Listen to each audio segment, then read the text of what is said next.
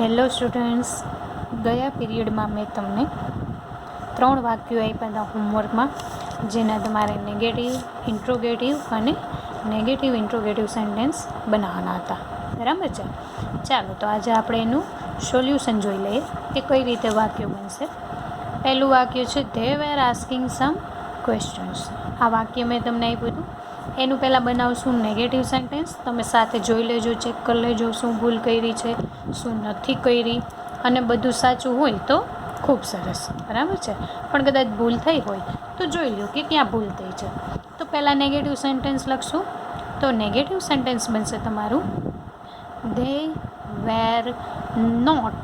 આખું લખ્યું હોય તો પણ સાચું, અને ટૂંકમાં લખીએ આપણે ધે વેરન્ટ asking some questions. બરાબર? આ પહેલું વાક્ય લખ્યું તમે, they weren't asking અથવા તો were not asking some question. આ નેગેટિવ સેન્ટેન્સ. હવે આપણે એનું બનાવવાનું છે ઇન્ટ્રોગેટિવ સેન્ટેન્સ. તો વેરને આગળ લઈ લેશું. વાક્ય બનશે were they asking some questions. છેલ્લે ક્વેશ્ચન માર્ક છે, તમારે ભૂલવાનું છે નહીં. શું બન્યું interrogative sentence? Were they asking some questions, question mark. હવે બનાવવાનું છે નેગેટિવ ઇન્ટ્રોગેટિવ સેન્ટેન્સ. તો એ બનશે were they not asking some questions. અથવા તો આમ નથી લખ્યું અને આને બેને ભેગું લખ્યું છે, તો તમે લખ્યું હશે weren't they asking some questions. તો બંને સાચું, જે લખ્યું હોય તે. નેગેટિવ ઇન્ટ્રોગેટિવ અને નેગેટિવ ઇન્ટ્રોગેટિવ ત્રણેય વાક્યો તમે જોઈ લો, કાંઈ ભૂલ નથી કરી ને, અને ત્રણેય સાચા હોય તો ખૂબ સરસ. બીજું છે she was doing her work. તેણી તેનું કામ કરી રહી હતી. તો નેગેટિવ બનાવવાનું છે પહેલાં she was not doing her work. આ પહેલું વાક્ય negative sentence. She was not doing her work. Was not નથી લખવું તો ટૂંકું રૂપ પણ સાચું તમારું વોઝન્ટ, એ પણ સાચું. બરાબર છે? ઇન્ટ્રોગેટિવ બનાવવાનું છે. પ્રશ્નાર્થ વાક્ય બનાવશું. તો વાક્ય બનશે was she doing her work question mark. બરાબર છે? અને ત્રીજું બનશે wasn't negative interrogative. Wasn't she doing her work question mark. બરાબર છે? આટલા નેગેટિવ ઇન્ટ્રોગેટિવ અને નેગેટિવ ઇન્ટ્રોગેટિવ જોઈ લેજો, સોલ્વ કરી લેજો. ત્રીજું છે you were coming at my home. પહેલાં નેગેટિવ મેં સેન્ટેન્સ બનશે યુ વેર નોટ અથવા તો you weren't coming at my home. You were not અથવા weren't coming at my home. Interrogative પ્રશ્નાર્થ વાક્ય બનાવવું. વેરને આગળ લઈ લ્યો. વેર યુ કમિંગ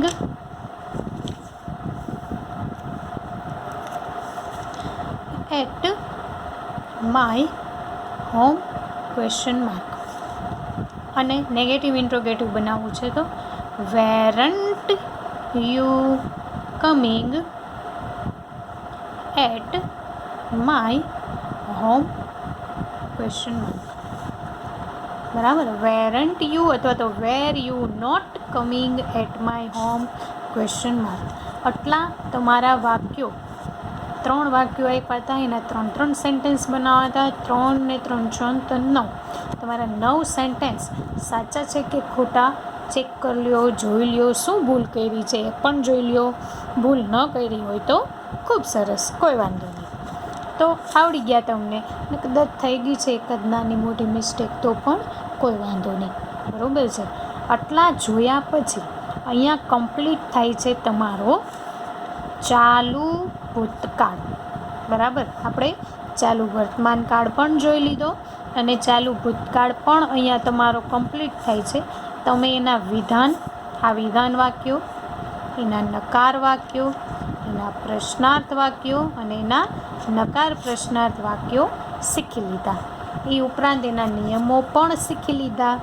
હવે તમારે શીખવાનો છે ચાલુ ભવિષ્યકાળ. કયો કાળ શીખવાનો છે? ચાલુ ભવિષ્યકાળ. એટલે કે the future continuous tense. The future continuous tense એટલે કે ચાલુ ભવિષ્યકાળ. બરાબર. કયો કાળ શીખવાનો છે? છેલ્લો ટેન્સ તમારા સબ્જેક્ટ, તમારા સ્ટાન્ડર્ડનો 9માં તમારે 6 જ ટેન્સ શીખવાના છે. 3 સાદા શીખી લીધા: સાદો વર્તમાન કાળ, સાદો ભૂતકાળ અને સાદો ભવિષ્યકાળ. 2 ચાલુ કાળ શીખી લીધા: ચાલુ વર્તમાન કાળ અને ચાલુ ભૂતકાળ. અને આજનો છેલ્લો કાળ તમારા સ્ટાન્ડર્ડનો 9મા ધોરણનો છેલ્લો કાળ ચાલુ ભવિષ્યકાળ તમારે શીખવાનો છે. બરાબર. સાવ સહેલો છે, એમાં પણ કોઈ પ્રોબ્લેમ નથી. આમાં પણ V4 એટલે કે ક્રિયાપદનું આઈએનજી વાળું રૂપ જ મૂકાશે. કયું રૂપ મૂકાશે? ક્રિયાપદનું આઈએનજી વાળું રૂપ જ મૂકવાનું છે. કેમ કે ચાલુ કાળ છે એટલે આઈએનજી વાળા રૂપ વિના તમારો ચાલુ કાળ શક્ય છે નહીં. પણ એનું યુઝિસ જોઈ લઈએ કે ઉપયોગ શું છે. બરાબર. ક્યાં ઉપયોગ થાય છે ચાલુ ભવિષ્ય કાળનો? તો એના માટેની વ્યાખ્યા છે કે જે કોઈ ક્રિયા ભવિષ્યમાં અમુક સમયે શરૂ થવાની સંભાવના હોય અને અમુક સમય સુધી ચાલુ રહેવાની શક્યતા હોય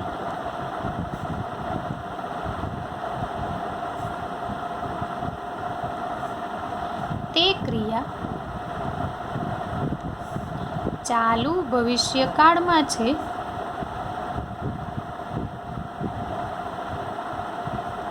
તેમ કહેવાય.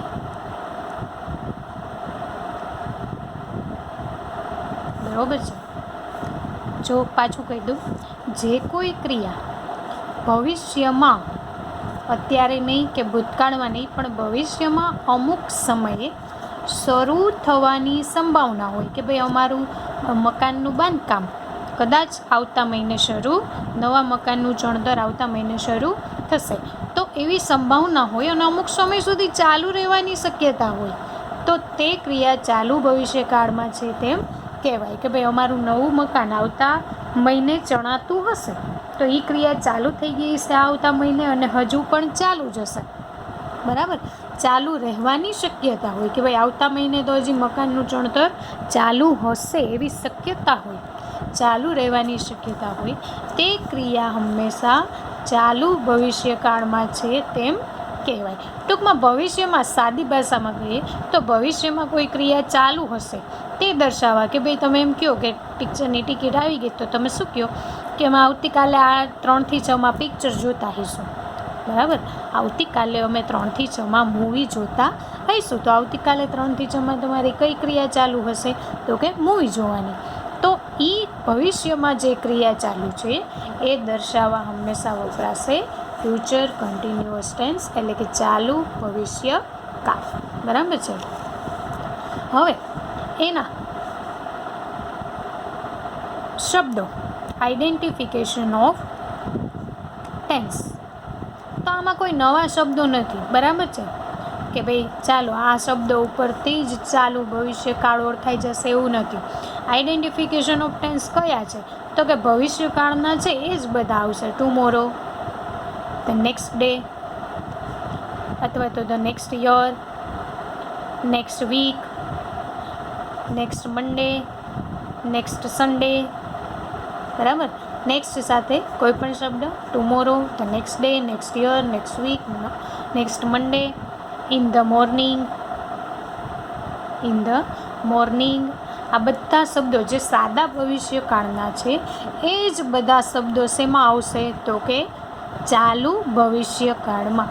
એમાં કોઈ નવા શબ્દો છે નહીં. બરાબર. બીજા કોઈ ઉપયોગો પણ નથી, એટલે આપણે સીધા આવશું એફર્મેટિવ સેન્ટેન્સ ઉપર. કયા સેન્ટેન્સ ઉપર તો કે એફર્મેટિવ સેન્ટેન્સ. એટલે કે તમારે સીધા શીખવાના છે વિધાન વાક્યો. કયા વાક્યો શીખશો તમે સીધા? એફર્મેટિવ સેન્ટેન્સ એટલે કે વિધાન વાક્યો જ સીધા શીખશું. એની સૌથી પહેલાં આપણે જોશું વાક્ય રચના. બરાબર. તો વાક્ય રચનામાં સબ્જેક્ટ સાથે શેલ વિલ નહીં, પણ વિધાન વાક્ય છે એટલે ખાલી આપણે શું મૂકીએ છીએ? વિલ. કોઈ પણ સબ્જેક્ટ હોય એની સાથે વિલ. હવે આપણે સીધું V4 મૂકતા હતા. એમિઝાર હોય કે વોઝવેર હોય એની સાથે સીધું આપણે શું મૂકતા હતા? સહાયકારક ક્રિયાપદ સાથે V4. પણ અહીંયા સહાયકારક ક્રિયાપદ તો શેલ વિલ તો આપેલું જ છે, પણ સીધું V4 મૂકાતું નથી. પણ તમારે એક નવો શબ્દ મૂકવો પડશે, બી. કયો મૂકવો પડશે? બી. આને પણ મૂકવો પડશે. જો સીધું વિલ સાથે V4 મૂકી દીધું તો તમારું વાક્ય પડશે ખોટું. એટલે વિલ અને V4ની વચ્ચે તમારે શું મૂકવું પડશે? બી મૂકવું ફરજિયાત છે, જે દર્શાવે છે કે આપેલો કાળ ચાલુ ભવિષ્યકાળ છે. વિલ સાથે સીધું V4 નહીં, વિલ પછી બી અને પછી V4. આ ફરજિયાત છે. તમે એમ કહો ભૂલાઈ ગયું તો તમારું વાક્ય ખોટું. ભૂલવાનું થતું નથી, એને યાદ જ રાખવાનું છે. Subject, will, be, V4, object અને અધર વર્ડ્સ. બરાબર. આ છે તમારું સેન્ટેન્સ, વાક્ય રચના એફર્મેટિવ સેન્ટેન્સની ચાલુ ભવિષ્યકાળ. એમાં સબ્જેક્ટ, કોઈ પણ સબ્જેક્ટ હોય એની સાથે વિલ, વિલ સાથે બી, બી સાથે V4, ઓબ્જેક્ટ અને અધર વર્ડ્સ. જો એક્ઝામ્પલ જોઈએ એટલે તમને ખ્યાલ આવી જાય. He will be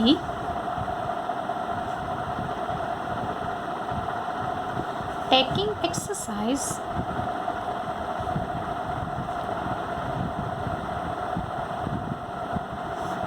in the morning.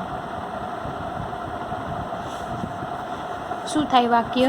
He will be taking exercise in the morning. તે સવારમાં કસરત કરશે, કરી રહ્યો હશે. તે સવારમાં કસરત કરી રહ્યો હશે. બરાબર.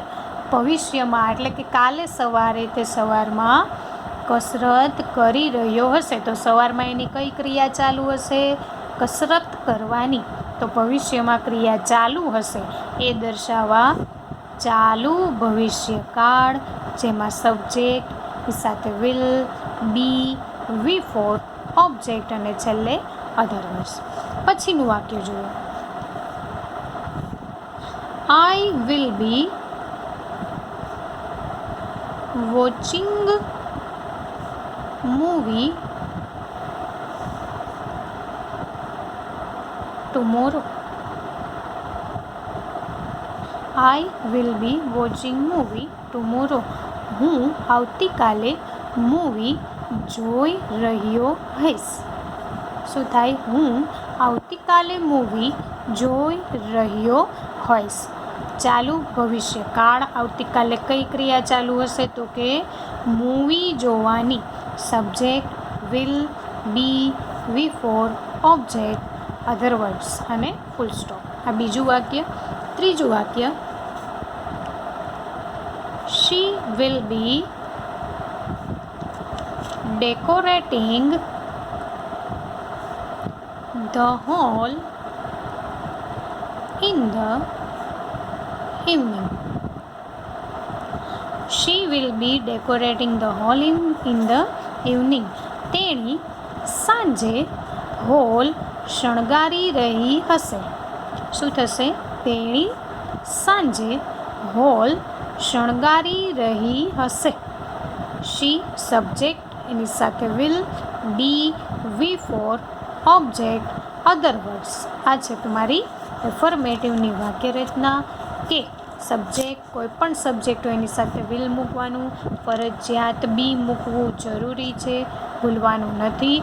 પછી હંમેશા V4 ઓબ્જેક્ટ અને છેલ્લે આવી જશે અધર વર્ડ્સ. બરાબર છે. આ છે તમારા એફર્મેટિવ સેન્ટેન્સ. કયા વાક્યના? તો કે ચાલુ ભવિષ્યકાળના. આજના દિવસ માટે ચાલુ ભવિષ્યકાળ માટે આટલું જ રાખીએ. આ વાક્યરચના યાદ રાખી લેજો, પાકી કરી લેજો. આના ઉપરથી તમારે નેગેટિવ અને ઇન્ટ્રોગેટિવ શીખવાની છે. બરાબર છે. એટલે આટલી શીખી લેજો, એની વ્યાખ્યા યાદ રાખી લેજો, આગલા વાક્યો સોલ્વ કરી લેજો. પછીના નેક્સ્ટ પીરિયડમાં આપણે નેગેટિવ ઇન્ટ્રોગેટિવ અને નેગેટિવ ઇન્ટ્રોગેટિવ સેન્ટેન્સ જોઈ લેશું અને શીખી લેશું. ત્યાં સુધી તમે એફર્મેટિવની વાક્યરચના અને એના એક્ઝામ્પલ જોઈ લો. ઓકે.